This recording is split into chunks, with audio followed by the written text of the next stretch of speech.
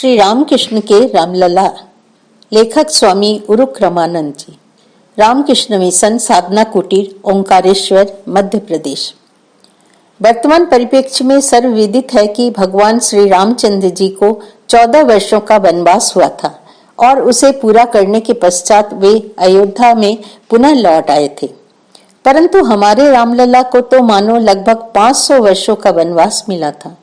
आज पूरे देश इतनी सुदृढ़ प्रतीक्षा के बाद अपने आराध्य की अयोध्या में पुनः विधि पूर्वक प्रतिष्ठा होने से भाव विभोर है एवं हमारे देश में मानो एक अभूतपूर्व आध्यात्मय वातावरण की सृष्टि हुई, जिसे सारा हिंदू समाज अपने हृदय में अनुभव कर रहा है।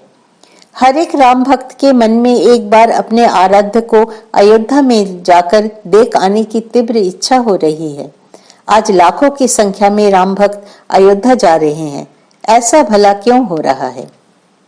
शास्त्रों का अनुमोदन। भगवान श्री राम भारतवासियों के ही नहीं, मानव मात्र के आदर्श है। श्री राम को परम ब्रह्म का अवतार माना गया है, जो मर्यादाओं की रक्षा के लिए अवतरित हुए। सदाचार संस्थापन और धर्म रक्षण ही उनका मुख्य उद्देश्य था। वास्तव में श्री राम का जीवन ही भारतीय संस्कृति का दर्पण है। इसी कारण भगवान श्री राम की कथा का प्रचार प्रसार और विस्तार भारतीय जनमानस में सर्वतोभाव से होता रहा है। उनके जीवन चरित्र की घटनाएं, लीला स्थान, लक्षण और उनके चिन्ह, जिनका वर्णन शास्त्रों में मिलता है, वे आज भी उपलब्ध हैं। इसीलिए भगवान श्री राम का अवतार, उनकी लीलाएं और उनकी कथाएं कपोल कल्पित नहीं बल्कि वास्तविक है। श्री राम भारतीय संस्कृति एवं भारतीय जनमानस की सर्वाधिक श्रद्धा के आधार हैं और भारतवासियों के जीवन है। श्री रामकृष्ण के जीवन में रामलला। श्री रामकृष्ण देव के जीवन में रामलला को लेकर एक विशेष घटना हुई थी। जब वे अपने साधना काल में एवं परवर्ती काल में गंगा के किनारे स्थित दक्षिणेश्वर मंदिर में निवास करते थे, तब अनेक प्रकार के साधु सन्यासी वहां आया करते थे, क्योंकि वहां निवास और भोजन पानी की सुव्यवस्था थी। रामलला का अर्थ उत्तर भारत में बालक वेशधारी श्री रामचंद्र जी को लेकर ही आता है। एक बार ऐसे ही भ्रमण करते हुए एक बाबा जी अर्थात साधु दक्षिणेश्वर आए, जो रामलला की छोटी सी मूर्ति की उपासना किया करते थे। उन साधु के लिए वो धातु की मूर्ति मानव जीवन थी। वे जो कुछ भी भिक्षा करके ले आते थे, उसे ही बनाकर रामलला को भोग लगाते थे। इतना ही नहीं, रामलला सचमुच भोजन कर रहा है या कोई वस्तु खाने के लिए मांग रहा है, टहलने जाना चाहता है, प्रेम पूर्वक हठ कर रहा है, इत्यादि उन्हें प्रत्यक्ष दिखाई देता था। वे साधु उसी मूर्ति को लेकर सदा आनंद विह्वल तथा मस्त रहते थे। श्री रामकृष्ण कहते थे कि उन्हें भी रामलला की लीलाएं दिखाई देती थी और वे भी हमेशा उन साधु के पास बैठे बैठे रामलला को देखा करते थे। श्री रामकृष्ण ने स्वयं कहा था कि ज्यों-ज्यों दिन बीतने लगे, त्यों-त्यों रामलला का भी मेरे प्रति प्रेम बढ़ने लगा। वे कहते थे कि जब तक बाबा जी के पास बैठा रहता था, तब तक रामलला वहां पर प्रसन्न रहा करता था, खेला करता था। परंतु ज्यों ही श्री रामकृष्ण अपने कमरे में चले जाते, उस समय वो रामलला भी उनके साथ चला आता था।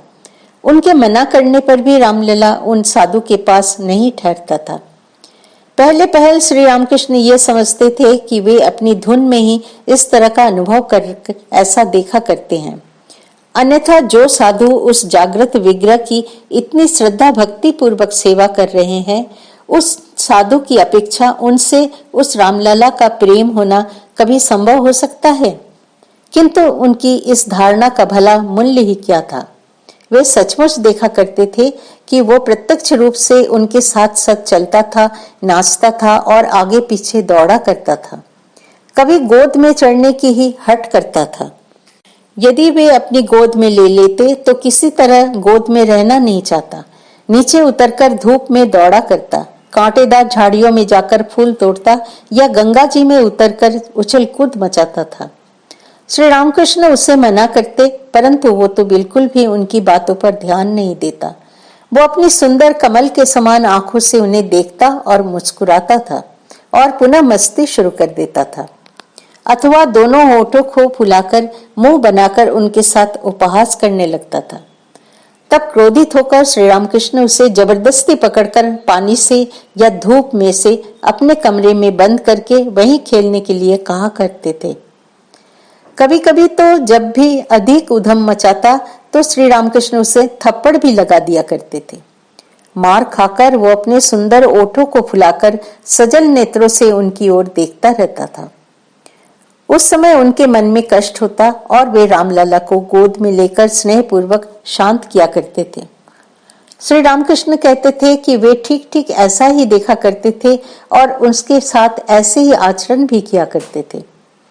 एक बार श्री रामकृष्ण गंगा स्नान के लिए जा रहे थे और रामलला ने भी हट पकड़ ली कि वो भी उनके साथ जाएगा, इसलिए उन्हें उसे गंगा में ले जाना पड़ा। फिर क्या था, वो किसी भी तरह से गंगा से निकलने को तैयार न था। इस पर अत्यंत क्रोधित होकर उन्होंने उसका सिर गंगा के जल में डुबो दिया और कहा, ले जल में जितना रहना चाहिए रह। तब उन्होंने देखा कि वो सचमुच जल में हाँफ उठा था और उसका शरीर सिहर उठा है। उस समय उसके कष्ट को देखकर श्री रामकृष्ण ने सोचा, ये मैंने क्या किया, और उन्होंने उसे जल से निकालकर गोद में ले लिया। एक दिन तो उसने इतनी हट कर दी कि उन्होंने उसके चित्त को दूसरी ओर आकृष्ट करने के उद्देश्य से उसे धान के समेत 4 खीले खाने को दे दी। धान के छिलकों से उसकी कोमल नरम जीभ छिल गई।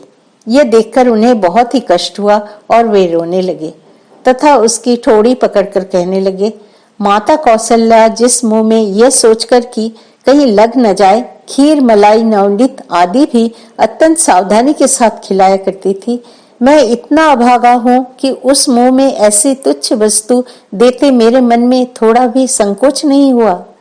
ये बातें श्री रामकृष्ण अपने त्यागी शिष्यों से कह रहे थे। तब भी उनका पहले वाला शोक मानो पुनः जागृत हो गया और वे व्याकुलता के साथ रोने लगे। उनके शिष्यों को रामलला के साथ उनके संबंध की बातों को तनिक भी हृदयगम करना संभव न होने पर भी उनकी आंखें डबडबा आई थी। उनके शिष्य उत्कंठा के साथ उस रामलला की मूर्ति को देखने लगे जिसमें उन्हें कुछ भी दृष्टिगोचर हो सके, पर उन्हें तो कुछ भी दिखलाई नहीं दिया, और दिखते ही क्यों, रामलला के प्रति उनका वो प्रेमाकर्षण ही कहाँ था।